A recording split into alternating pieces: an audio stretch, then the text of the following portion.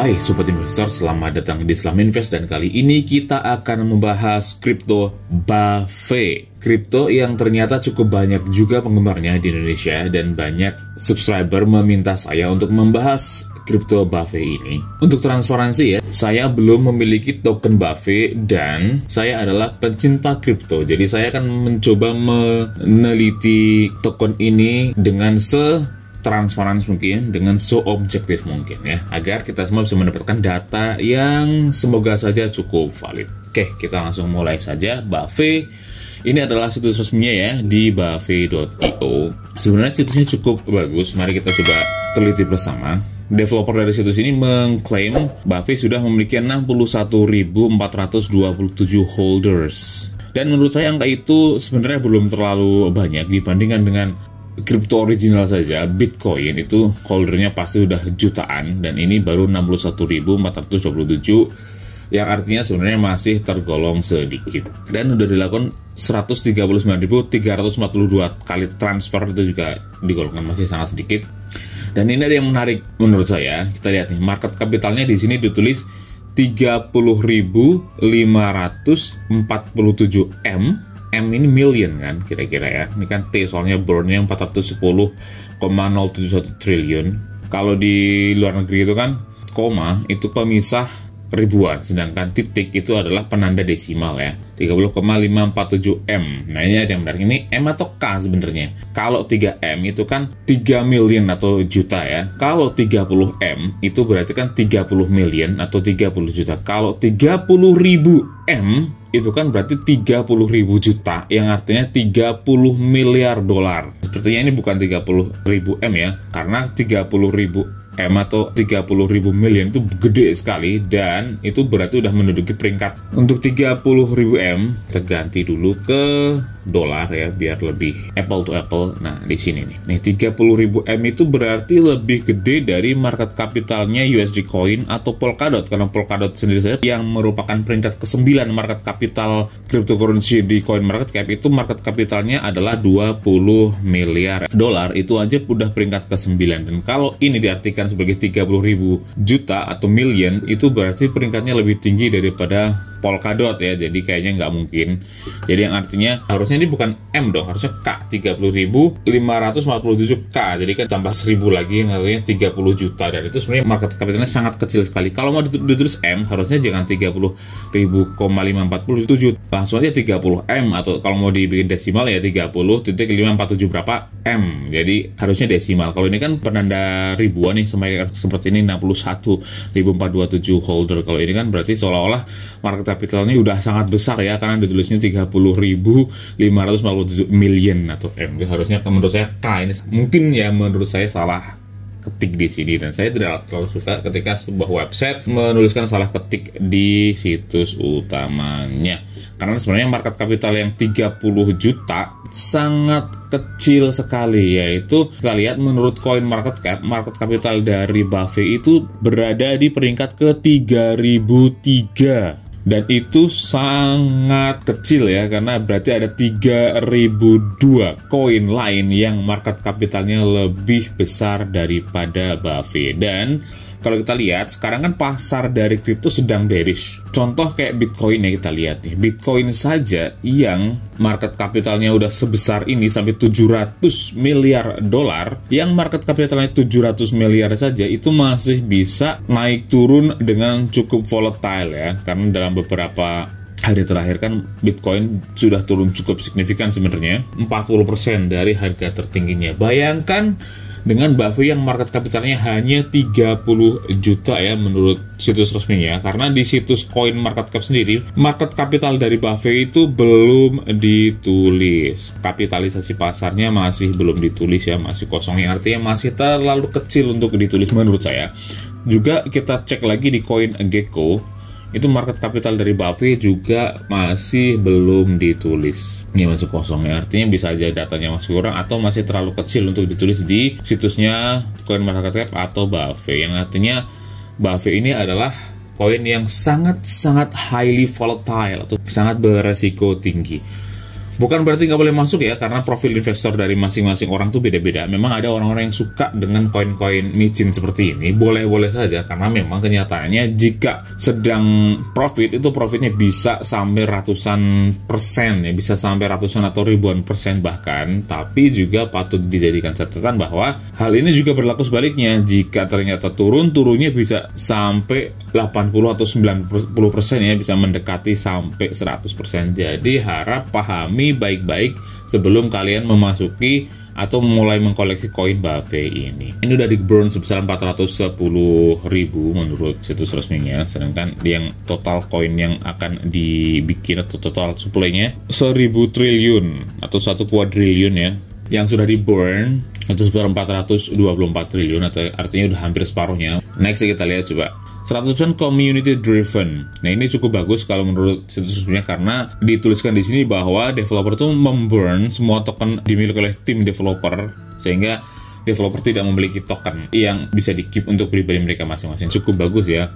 Salah satu poin positifnya di sini. Nah, ini juga cukup bagus menurut saya, yaitu setiap transaksi akan menambah liquidity token yang di-lock di dalam PancakeSwap, dan juga menjadi passive income bagi stakernya. Ini menurut Tokenomics di situs resminya, Buffett listing di PancakeSwap itu tanggal 31 Maret, tapi baru listing di Hotbit itu sekitar tanggal berapa, kita lihat ya, data terlama yang dimiliki oleh Hotbit menurut harian. Data terlama yang dimiliki oleh Hotbit itu di tanggal sekitar 12 Mei. Jadi kira-kira bisa listing di Hotbit itu tanggal 12 Mei. Jadi masih sangat baru sekali ya koin Buffett ini. Next ya, Buffett.io protokol memiliki 3 fungsi utama. Fee transaksinya 10% yang akan dibagikan dalam 2 jenis pembagian ya, yaitu 5%-nya akan didistribusikan kepada holders, dan itu bagus sekali, akan menjadi passive income dari holders. Sedangkan 5%-nya akan ditaruh di liquidity pool. Itu juga bagus ya, jadi setiap ada transaksi akan menambah passive income dari para holdernya. Developernya tidak memiliki token sama sekali karena sudah dibakar pada saat prior to launch, yaitu sebelum di launching Buffett ini, developer sudah membakar semua token yang dimilikinya. Sekarang kita lihat nih menurut situs resmi ya, ada roadmap yang tentunya nantinya akan dijalani oleh Buffett ini di kuartal pertama tahun 2021. Kuartal pertama itu berarti bulan Januari, Februari, Maret ya, 3 bulan pertama. Sekarang udah terlewati, tapi seharusnya sudah dilaksanakan, yaitu Buffett di launching di kuartal pertama tahun 2021. Sedangkan di kuartal kedua tahun 2021 itu initial push. Developer dari Buffett akan menggalakkan promosi agar Buffett semakin dikenal oleh para crypto antusias di seluruh dunia, intinya untuk meningkatkan brand awareness atau pengenalan terhadap brand, dan sepertinya cukup sukses karena banyak sekali crypto antusias yang sudah mengenal Buffett ini. Terlihat dari banyak subscriber yang meminta saya untuk mereview koin ini. Jadi sampai di tahap kedua ini Buffett cukup sukses ya. Nah, di kuartal ketiga ini yang mulai menarik, karena kuartal ketiga tahun 2021 itu berarti kan bulan Juli, Agustus, September. Mengintegrasikan Buffett sebagai pembayaran bagi website e-commerce dan akan digunakan untuk melakukan pembelian online. Nah, di sini nggak dijelaskan e-commerce ini e-commerce apa? Apakah exchange seperti kayak Uniswap, SushiSwap, PancakeSwap, atau e-commerce ini e-commerce umum seperti Tokopedia, Bukalapak, kalau di luar negeri ada Amazon, Alibaba, kita nggak tahu, tapi di sini cuma ditulis e-commerce website service. Jadi saya asumsikan bahwa ini adalah e-commerce yang umum ya, dan jika memang targetnya adalah e-commerce umum, itu menurut saya sangat-sangat susah sekali. Kenapa? Karena sampai sekarang pun sangat jarang koin yang sudah berhasil menjadi payment gateway-nya mereka, atau bisa menjadi salah satu opsi pembayaran bagi e-commerce itu. Termasuk koin-koin atau token-token besar seperti Bitcoin, XRP, XLM atau Stellar, koin-koin besar seperti itu aja jarang sekali yang sudah berhasil menjadi payment dari situs-situs e-commerce. Ya, beberapa yang saya tahu yang sudah berhasil menjadi payment dari e-commerce itu adalah Dash. Dash itu sudah menjadi payment untuk merchant-merchant kecil di Amerika Latin seperti Venezuela. Dan Dash sendiri itu peringkatnya sebenarnya nggak bisa dibilang kecil lagi ya, meskipun masih di bawah 100 ya kira-kira. Kita coba lihat Dash di sini. Nah, untuk Dash sendiri itu peringkatnya sekarang ada di peringkat ke-49.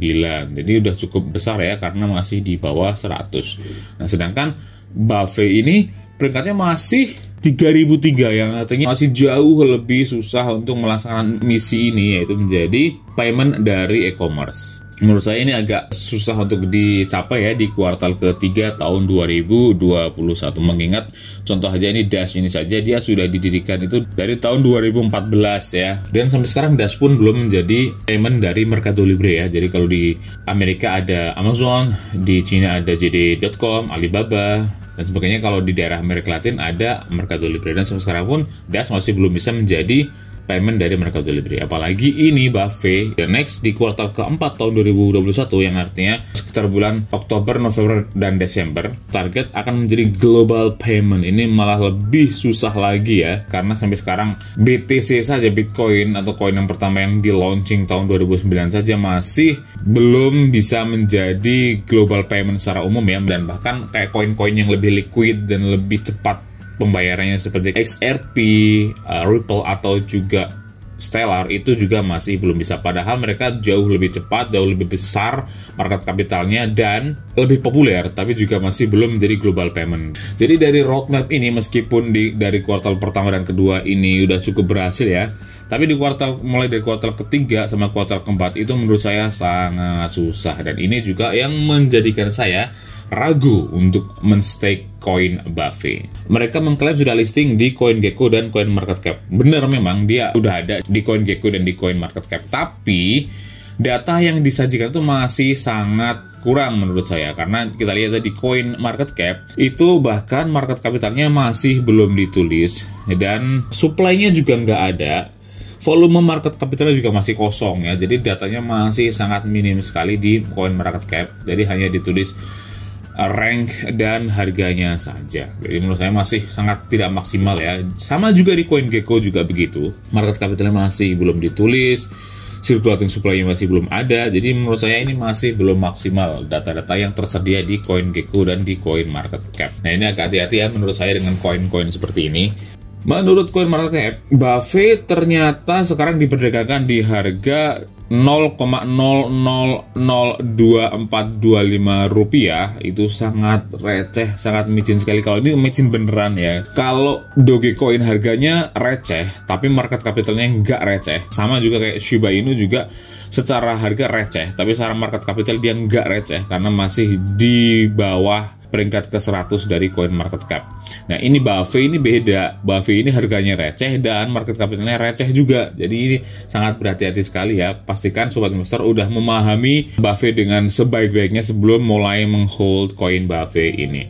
Buffet ini sekarang sudah turun dari titik tertingginya sebesar 95,55%. Wow, itu salah satu penurunan tertinggi ya dari koin kripto yang pernah saya lihat. Sedangkan dari titik terendahnya itu juga hanya naik sebesar 82,56% saja. Yang artinya sekarang posisi dari harga Buffet itu sedang sangat rendah sekali. Karena biasanya meskipun harga tertingginya mungkin udah turun sampai beberapa puluh persen, dari harga terendahnya biasanya udah naik sampai berapa ratus atau beberapa ribu persen.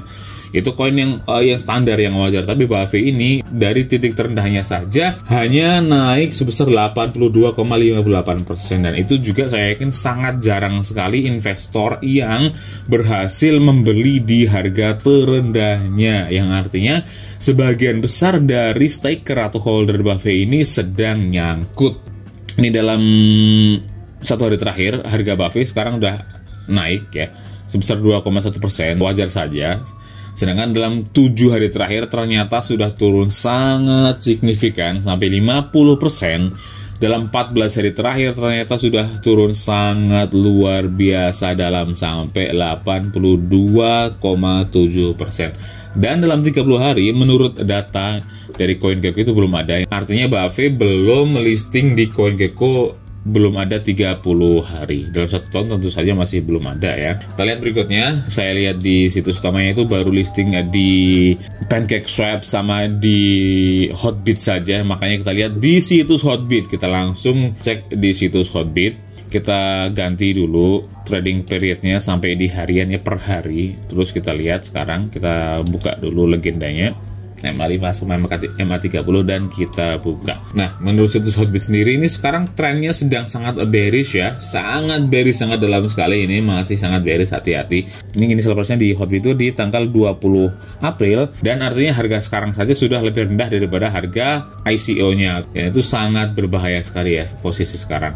Dan kita sekarang lihat ganti ke jam. Kita ganti chartnya ke jam. Kita buka per jam ya. Ini adalah chart per jam menurut situs Hotbit. Sama ya, trennya sedang turun sangat dalam.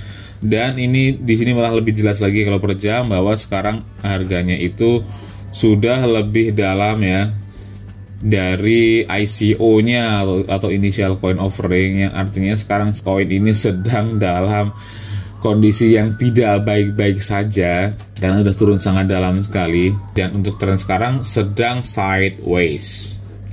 Dan sideways sekarang ini pun sideways-nya di posisi yang rendah. Jadi posisi downtrend atau bearish, kemudian sideways. Sideways-nya ini menurut saya udah mentok ya, karena posisi dari penurunannya udah sampai 95%, bahkan di CoinGecko sudah ditulis mendekati 100%, yang artinya sekarang udah sangat rendah sekali sobat investor. Dan untuk posisi sekarang ini saya sejujurnya menghindari koin seperti ini, karena ini posisi sedang sangat bearish sekali dan sangat berhati-hati ya dengan kondisi seperti ini, karena kalau nggak ada katalis atau berita-berita yang cukup heboh, ini kemungkinan tidak mudah untuk kembali naik ya, bahkan akan bisa aja akan terus begini seterusnya. Apalagi dilihat dari target yang menurut saya sangat susah untuk dicapai, yaitu sampai menjadi payment dari e-commerce dan jadi global payment atau pembayaran global di seluruh dunia, itu menurut saya sangat susah. Itu menjadikan bahwa saya kurang optimis bahwa Buffett akan bisa naik lagi ya, atau bisa kembali lagi ke harga minimal banget ke harga ICO ya. Untuk saya pribadi, saya menjauhi koin-koin seperti ini. Masih banyak investasi lain yang lebih settle.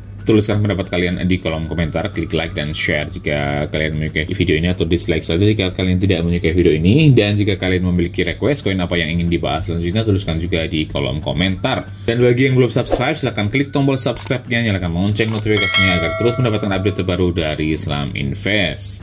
Semua yang ada di video ini adalah opini pribadi saya ya, tetap lakukan penelitian mendalam sebelum kalian melakukan keputusan finansial apapun. Oke, cukup sekian saja video kita kali ini. Sampai jumpa di video selanjutnya. Salam investasi.